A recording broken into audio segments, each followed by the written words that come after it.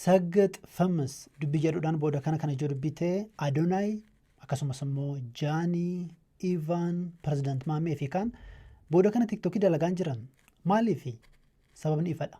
Poolisiin Federaalaa Itoophiyaa booda kana tiiktookoroota hidhaatu jira. Jalaanis beeksisaatu jira. Hidhaan kun kana dura hin beekamu yookiin immoo amma kana mul'atee hin beeku. Hidhaan kun kan jabaate erga badhaasii tiiktookii magaalaa Finfinnee keessatti taasifamee fi ijoo dubbii ta'ee boodadha. Maaltu adeemaa jira? Hiriin tiiktookoroota kanaa maali?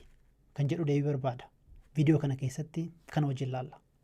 Poolisiin torban tokko keessatti tiiktookorotaa fi namoota dhagayetti horatan 9 to'atamuu ibseera. Kunneen safuu cabsan aadaa Itoophiyaas balleessan jechuun shakkee to'atu ibseera. Tarkaanfii kana akka itti fufus dubbateera.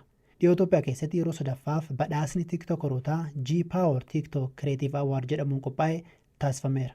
Namoonni kunneen uffata aadaa hawaasaa hin madaallee akkasumas aadaa fi naamusa uummata Itoophiyaa irraa maqe sagantaa televezyiinii kallattiin uummataaf tamsaan irratti mul'isaniiru jedhe ibsi poolisii.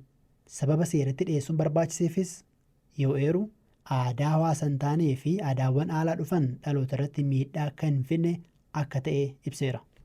Eegasiis kaanis hidhamaniiru. Kunneen eenyudha?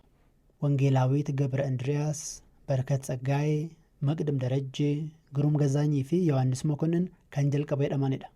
Qabiyyee garaagaraas dhiyeessu. Tiiktookoroonni kunneen qabiyyee garaagaraa dhiyeessu. Kanneen isaan hordofan sirriitti beeku. Fakkeenyaaf Ivaan sagantaa badhaasa sana irratti uffatti isheen uffatte mul'atte kan qaama ishee mul'isu ture. Kanaanis ijoo dubbii taatee turte. Inumaa gaaffiif deebii tokko irratti uffatti isheen uffatte sun haga birrii miiliyoona 3 akka baasu fa'aa yeroo dubbattu dhaga'ama. TikTok irratti hordoftoota 700,000 ol qabdi. Kanneen gaafas ijoo dubbii ta'an keessaa kabiraan immoo Jaaniidha. Jaaniin suufii guutuu uffateeti kan inni mul'ate. Rifeensa isaa dhaateera, adattis immoo boorsaa qabateera. Eegasii booda dubbiin jabaannaan inumaa viidiyoo biraa hojjetee dhiifata malee gaafateera. Garuu hidhaarraan hafne.